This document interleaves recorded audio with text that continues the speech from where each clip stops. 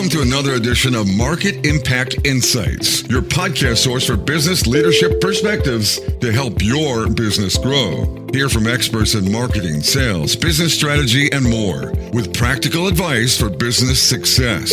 Make sure you won't miss the latest episodes by visiting marketimpactnow.com. Now, here's your host, Dan Albaum.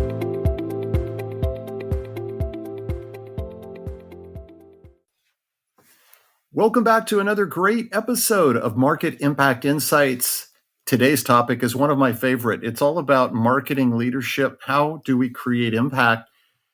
We've got a high change environment for sure. A lot of technology innovation, AI is changing how we strategize, how we execute. But marketing has never been more pivotal, especially if we're talking about startups, young companies that really need to chart their course for effective strategies, and marketing is a key driver. How do we lead through this high change environment? Lucky to have Andrea Palten joining today. She is a very experienced marketing leader, a proven track record in lifting businesses to new heights across everything from operations, business growth strategies, demand generation, and marketing execution. She has really delivered marketing initiatives across a variety of different sectors: software as a service, services, technology companies. She's worked on the agency side, ed tech. So she really brings that diverse perspective into this conversation. I can't wait to jump in. Andrea, welcome to Market Impact Insights. Thank you so much for having me. That was such a long intro. I was thinking, like, am I that old or am I just that knowledgeable? You bring a lot into this conversation. We're packing a lot into this. And I really want to have you share a little bit more about this really interesting journey you've had. What originally sparked your passion to pursue a career in marketing? Yes, I actually fell into marketing. It was not a conscious choice. I worked in journalism. I worked in a radio station, and I really didn't like my job. And my neighbor company, the CEO, we shared the kitchen together, and we talked all the time. And he's like, your brain thinks like a marketer. I didn't know what he meant by that, but he said, you're very left-brained and you're very right-brained, which is this blend of psychology, strategy, and creativity, which is really, really rare. And that's what makes a good marketer. So he took me under his wing and I started working for him, and I became the marketer. And we did guerrilla marketing, putting stickers on cars. And then the webmaster quit and I had to learn coding. So then I took over the website, email, all the tech stuff. And that's how I became a digital marketer. And that blend I was mentioning, the psychology, strategy, and creativity, plus the blend of the tech, man, that was it. It was literally like a little bit of a light bulb. Like, this is where I'm meant to be. I'm a digital marketer. I love this stuff.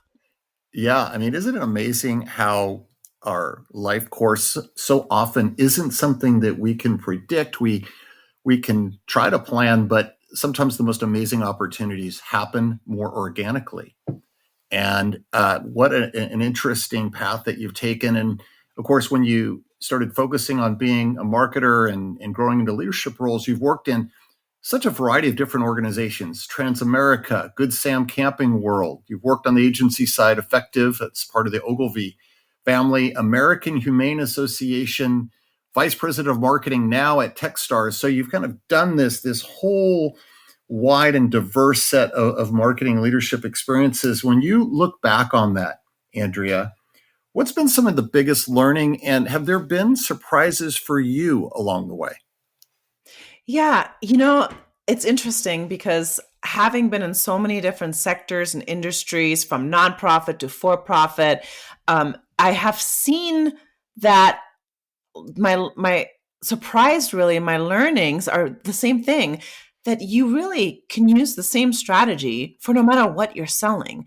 The marketing basics, the systems of marketing are really the same if I'm doing adoption kind of events for American Humane Association for little puppies trying to get adopted, to actually selling a SaaS software, a SaaS chat GPT bot that you can put on a website. They really are very similar, the way that I approach the marketing. I was successful at the nonprofit. I was successful at the SaaS. And that's been both my learnings and a big surprise. And then only the learnings, what is something that I keep telling, especially junior marketers, people that are just coming into the industry, you have to stay adaptable. What works now will not work in 6 months.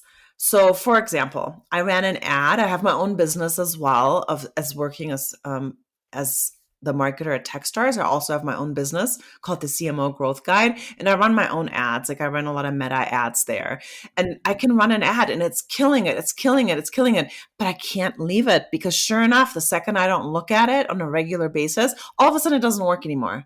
Nothing changed. Ad hasn't changed. Creative hasn't changed. It's just the market shifted. It's the time, the people, the target audience, things that are happening with politics or holidays, vacations. You really have to always stay adaptable. And of course, with the new stuff, right? AI, anything that's new. I'm a big person right now that's talking about AI search, AI SEO, and I'm talking about generative engine optimization and the whole search scene. Oh my gosh, that has changed so much. So if you don't stay adaptable, you're going to lose out, and it's not going to be good for your marketing campaigns. And then on the other hand, the surprises that I feel like I learned a little bit later in life, I feel like the surprises in the corporate setting that I really, in the last 5 years, is that leadership matters. Not the campaigns, not the strategies, not the great ideas, not the scrappy teams. It's literally a happy team. I am I'm a kind, and I'm a very just a nice leader. And I used to think when I was younger, like, oh, I'm the leader. I got to take control, and I got to push, and I got to be a little bit more forceful. And my teams did okay, nothing to write home about. And then I started learning that leadership and kindness can go hand in hand.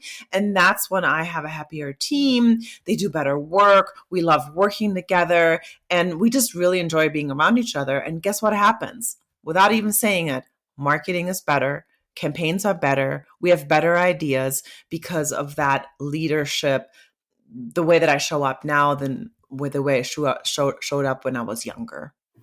Yeah, I'm so glad that you really were transparent in sharing that own learning experience that you had to evolve as a leader, because I think sometimes we fall into a pattern in terms of how we lead, and we can kind of get into this mental rut of believing we are who we are, right? And it's like, and I really can't change. This is just naturally who I am.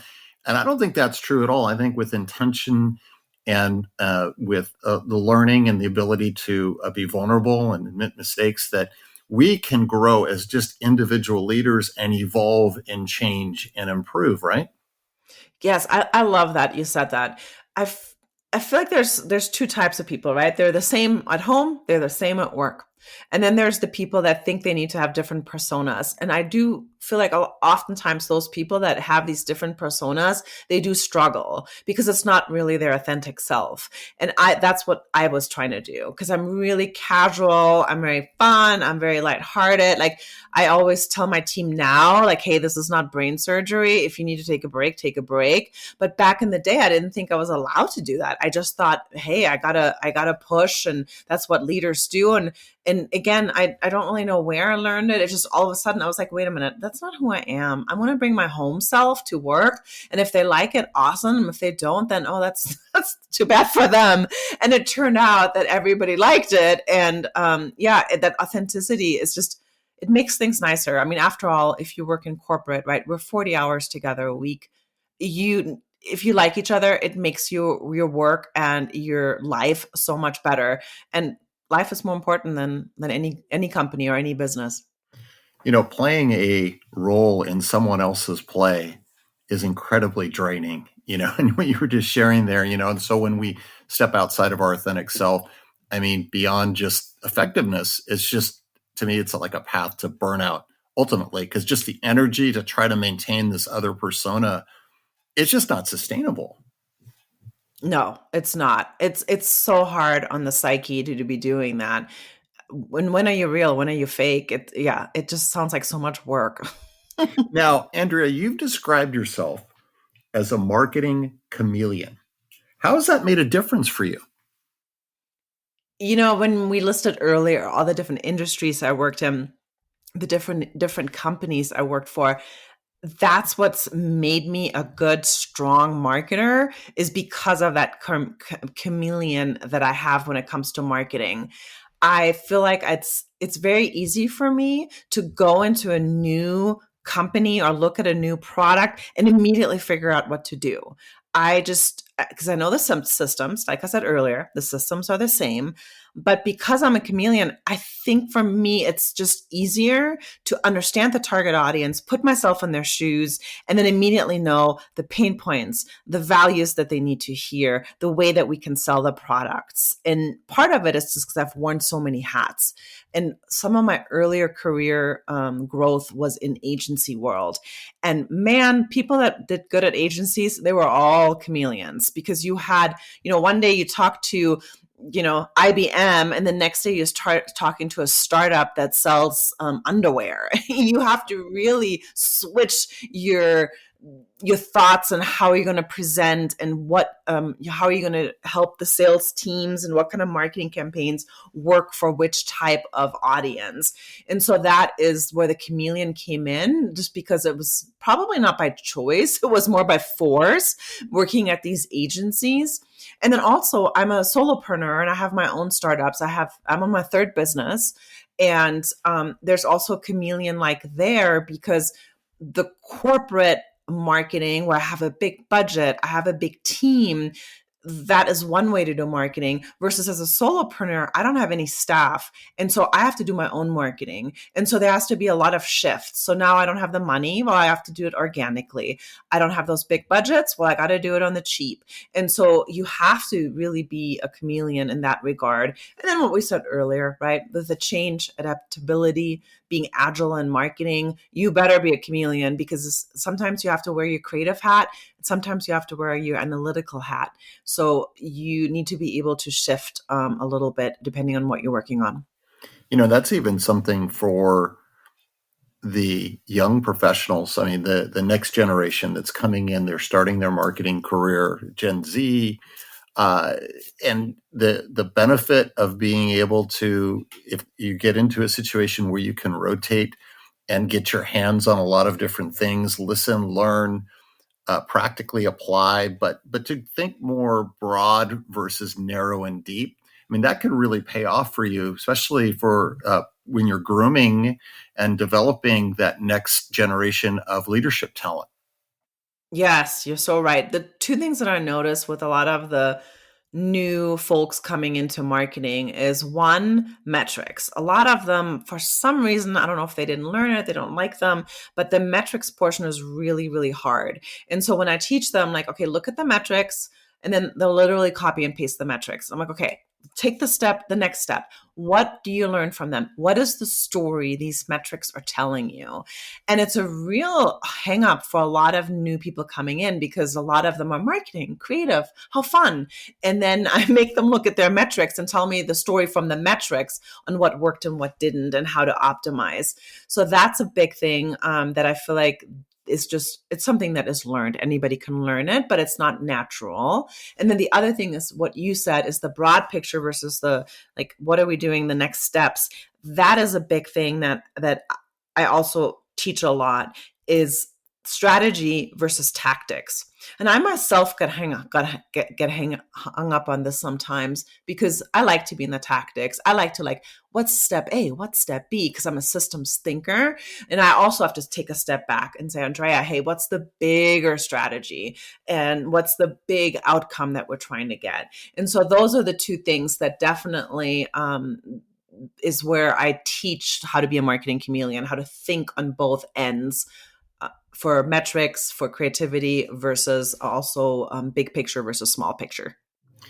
Now, you've had a lot of hands-on experience in startup environment.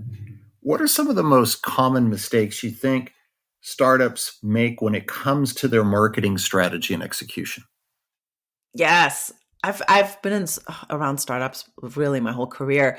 I was the first hire at a startup, so I was the first marketer, and I had my own startups, 3 of them, and then now I work for Techstars, where we have 5,000 plus startups. So startups are everywhere. So I see this all the time. There's really 2 big common mistakes that I see a lot with startups. The first one is that they jump straight into the tactics, right? What we kind of talked about earlier, running ads, posting on social, but they don't really think and take that step backwards. What's that clear message? What is the positioning of your product or your company? What are you trying to get across? What's your final goal? Is it lead generation or is it sales? And so jumping straight into the tactics without answering these things, messaging, positioning, brand, goals, it's just doesn't work. So I always tell the startups, like, you already got started. I love that. Kudos to you. But let's please look at what is the final goal. Let's think about that first. Let's talk about, like, how are we going to position ourselves? What's the message that your target audience needs? And then the second common mistake that I see a lot with startups is they try to do everything at once. They are on TikTok, on LinkedIn, on Substack, and they're on every single social media site on the planet. Oh, and then they want to do video on YouTube. Oh, yeah. And then they just started a podcast. And then they also have a blog. And it's so much. And what's going to happen is when you have a small team, you're just starting out, and you're going to be everywhere, you're really going to be nowhere because you're not going to have time to really build. So I always tell my startups, depending on how big the team is, start with 1 or 2 channels. What are you good at? Where's your target audience at? Stay on those 2 channels, grow them. And then once you have them nailed and they're really good and they're semi-autopilot, then start the next channel. Yeah, it's really that confusion of activity with impact. And so there's a prioritization and some focus that comes in. And that maybe that's hard to do if you're getting a lot of pressure from your board or from investors. There can be this tendency to want to say, well, look at, we're doing all these things. But what you're saying is less can be more. Exactly. And it's going to be stronger the less. Because if you think about it, right? So let's say you're going to do YouTube. You study YouTube, you start doing YouTube, you get better and better. Your creative is more, awesome. You learn from those metrics and realize, okay, people want pink. They don't want blue. Okay, I'm going to start doing more pink. And then you really learn from that. So it's going to get such a strong channel. Then you take those strengths and what you've learned and then put it on the next channel and you're going to hit it right out of the gate. And so the less is more is definitely a thing. And do you find that there's this risk sometimes of over assuming and relying on kind of internal perception and beliefs about what that market fit is, what the target customer wants, and sometimes not investing in just the hard work of going out and engaging with the market through research projects to get that? I mean, have you seen that kind of a risk of where do you get the quality information to make those assumptions? Yeah, I see this all the time. I did some consulting for a chatbot company, and their initial assumption was actually right. It was their target audience was engineers, the people that work on the websites, so they buy the chatbot to put on the website, and the other target audience is marketing marketers that also work on websites and put it on the website. However, when they went live with their website, they had a demo, and the demo was like you had to actually talk to a salesperson to get this demo, and the engineers did not sign up. The marketers did, and so they were like, "Oh yeah, engineers don't buy our product," and they actually threw it away. So then I came in and I was like, "Wait a minute, hold up." You have a target audience of marketers that are used to talking. They don't mind talking to salespeople. They work with salespeople all the time. So of course they're going to go sign up for this demo. Then you have engineers My husband is an engineer. I see it all the time. He would rather be caught dead than talking to a person. So he would never sign up for a demo to talk to a salesperson. No way in hell would he ever do that. And so I said, let's just keep these two target audiences, but we need to test them better. Don't just assume the same thing will happen with both. And so for the engineers, they had their own demo that they can watch on their own time. It was recorded. We gave them some code, so they got to actually play with the chat bot. And of course, what happened? They bought. So this company was going to throw away an entire target audience because they just assumed the same thing works for both without really talking to them, without really testing. And so this happens way too much. So I always tell my startups, know your target audience. I want you to know what they eat, what time they go to bed, what color socks they wear. I want you to know everything about them. And the best way to do that is pick up the phone, get on a call, or have them come into your office if it's a local office and do some work with them. But you really need to listen to them. Your first customers are not your first customers. They're literally your best friends, your guinea pigs, they're everything to you. You should really invest in those people, talk to them, and that's how you know what kind of customer and what kind of target audience you should be going after later. Yeah, that is so powerful. And I've even seen some companies really benefit from viewing this as, hey, it's not just a one-time in this moment kind of thing. It's like, let's invest in an ongoing process for continuing to get this feedback. And I've seen customer advisory boards, if done right, can really be just gold in terms of getting those insights. Exactly. Exactly. We used to do them more. And the earlier companies I worked in, we always had people, we'd invite them in when we had a new website. We would watch what they would do. We'd have those old school two-way mirrors. And the longer I've been in marketing, the less and less I see this happen. And this step gets skipped a lot. Yeah, the infamous or famous focus groups, right? I mean, I it love was so those. common. Yeah, exactly. And then it feels like just there's been a lot of digitization, just even around how we engage in getting that research too. So it's kind of changed the dynamic a little bit. And you were talking earlier about being a kind leader. And that's really huge because when I go out and I talk about servant leadership as really this powerful and beneficial philosophy about leadership, I sometimes get pushback from people that equate being empathetic and empowering or kind as somehow weakness. And I know that's not where you're at. So where is kindness and human-centered leadership? How should we be thinking about that, Andrea, going forward? Yeah, the whole kindness is not like kindness is soft. No, I mean, yes, you're being softer, but it's also strategic, right? Because if you're going to be kind, I'm going to want to work with kind leaders. People are going to want to work with me because I'm a kind leader. And I go back to, work is not everything.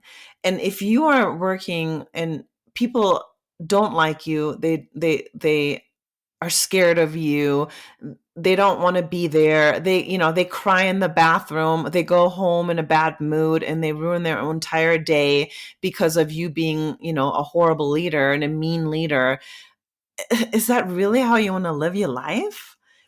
So I think of this as bigger. This is literally like a life. If I go yell at my email marketing manager at 4 p.m., what is she going to do when she gets home? She's going to be crushed. She's going to be in a bad mood. She's going to take it out on her husband or her kids. They're going to be in a bad mood. This is a huge, huge thing that we're doing as leaders.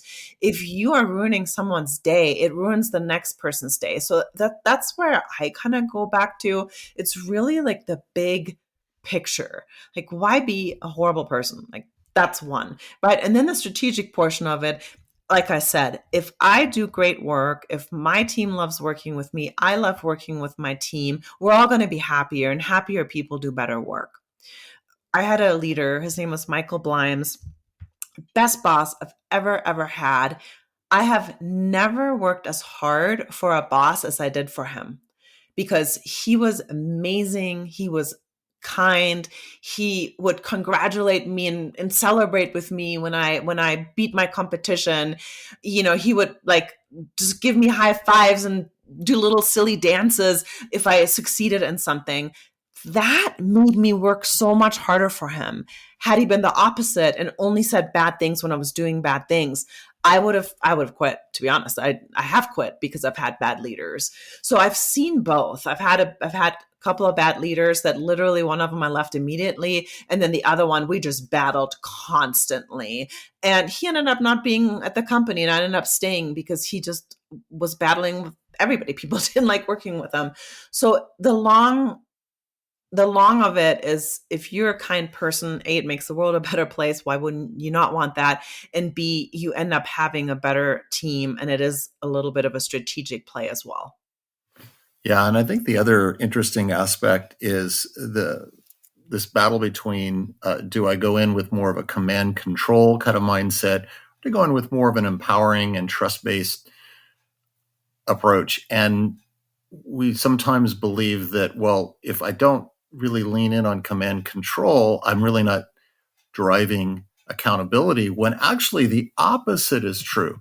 When you are micromanaging, you're actually giving permission to your team to basically throw their hands up and say, you know what, Andrea and Dan are going to come in and they're going to tell me what to do. So I really don't need to take the initiative. So you're actually getting the outcome you believe you're actually preventing. It's really interesting, that misperception. Yeah, exactly. I mean, if you think about it, right? Like we do monthly readouts of our metrics and KPIs. And if every single time I poke holes, I'm mean, I'm down on the bad KPIs, you know what my team's going to do? They're going to hide them from me. They're going to inflate them. They're not going to come forward and say, you know what? I'm seeing that these KPIs are not being met. What do we do? They're going to hide it.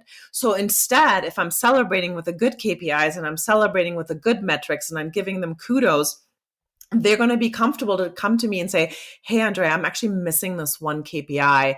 Let's work on this together. So it's just so important to just be kind, celebrate your team often. What else do you think makes for exceptional leadership versus just good enough? Yeah. For me, it's communications and transparency. If your company, and this goes all the way up to the CEO, in my opinion, if you have a lot of secrets, the company doesn't know what you're working on, and everyone's going to be running around, have no idea what the common goal is. So if you communicate with the team often, here's our goals, here's where we're standing, this is where we need to go, here's where we're lacking, we need more help here, and you're very transparent about that. That is what makes exceptional leadership. Because if you're all in this together, you all have the same goal, and you feel like you're one big team, everyone's going to push and help each other. The marketing department is going to help the engineering department because maybe the engineering department is lacking, and we all know this, and they all need more help. That's the kind of companies that do really well, and leaders and CEOs that are transparent about, hey, where we're at, where are we going, where do we need more help, they oftentimes lead a better company. And you've obviously worked in so many organizations, different leaders. Through all that, what is the best piece of business advice you have ever received? Yes. The best piece of advice I've ever received is you have to build the foundation before you scale. That is one of the things that I do with my CMO Growth Guide business. I teach people how to do marketing and start their business. And I always start with the systems. Like, what is your foundation? You cannot start building bricks without a foundation. You have to have that first. And that goes back to, the goals, where you want to be, who's your target audience, what exactly does your product or service solve. You have to have that foundation. And that also includes marketing tech and operations, right? That includes the tools that you may have. If you don't have a good email system, that is probably going to be an issue, right? You need to have that CRM before you start doing lead generation and before you get customers in. And it's tempting right? I know it's tempting to chase growth right away. I'm a growth marketer. I get it. But if you don't have that clarity on your audience, you don't have your clarity on your message, you don't have your systems in place, you'll just scale chaos. And then later on, maybe at the beginning you'll make money, but later on you're going to have all these systems and tools, nothing talks to each other. It's going to be so much chaos, and you're going to end up losing money having that chaos. And that advice has saved me at the companies I've worked at. It saved the great CEOs I've worked with, and it served my personal clients countless times. Yeah, and that building the foundation work is not necessarily always glamorous work, right? Sometimes it's a roll up your sleeves, kind of getting your hands dirty. It's getting into some details. And so just knowing that, okay, there's some hard upfront work, but boy, is it going to pay off downstream. Exactly. And then again, right, you do it as a team. Don't have the engineers build one foundation, the marketers the other foundation. Do it together. Know what each other is doing. So these foundations that you're building, they also are integrated with all the departments. Yeah, it's so important. And it's missed a lot with startups. Oh, I love that, because there's so much being talked about right now of overly complex, too complex, unaligned, and just stuffed MarTech stacks that are, at the end of the day, the teams are just kind of being overwhelmed and weighed down more than it actually helping drive more productivity, right? And that's the irony in it, right? We invest, we've got all this stuff, but why aren't we more productive? Well, maybe you didn't kind of start and drive that alignment cross team in building out something that's more sustainable and scalable. Exactly. Yeah, you nailed it. Yeah. When you think about the future and you look ahead, what makes you optimistic? Ooh, I love this question. So I'm a freak. I love change. Like, I would love, if I had it my way, I would move every 6 months, have a new job every year. I love change so much. So for me, any kind of change and futuristic thinking, that's how my brain works naturally. So for me, this is definitely like, ooh, this gets me excited. I mean, you can tell with my voice, I just got a little bit louder. So I'm the opposite, right? When others are really scared of AI, I'm like giddy about it. People are in my field, especially in marketing, a lot of people in my network are really scared. Oh, is AI going to change everything? I'm going to lose my job. And here I am immediately putting together like AI courses so people can learn. And I'm so giddy about it.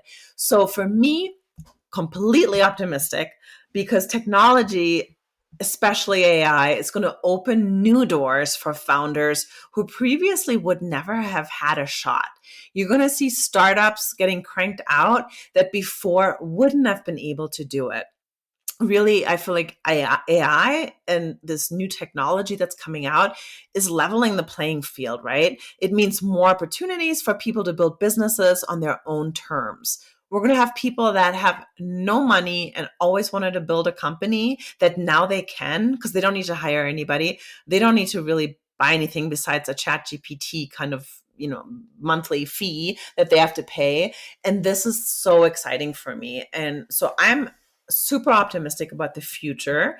There are some parts I do worry as a marketer, right? For example, tracking with Google SEO. When people used to click on the blue links, we could track that. Now with AI, when somebody goes into Perplexity and looks for a company and they read about it, they might never click through onto that company, and we can't really track that. Where did they come from? I do believe in the future we'll be able to track it again, but currently we can't. So that's the kind of stuff where I'm a little bit like, how's that going to look? But again, because of my optimistic thinking, we're going to figure it out. We figured everything else out in marketing and tracking. We figured that one out too.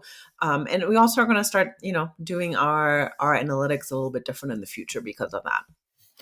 Do you have any other final advice for leaders that are looking to create more positive impact and elevate the performance of their teams?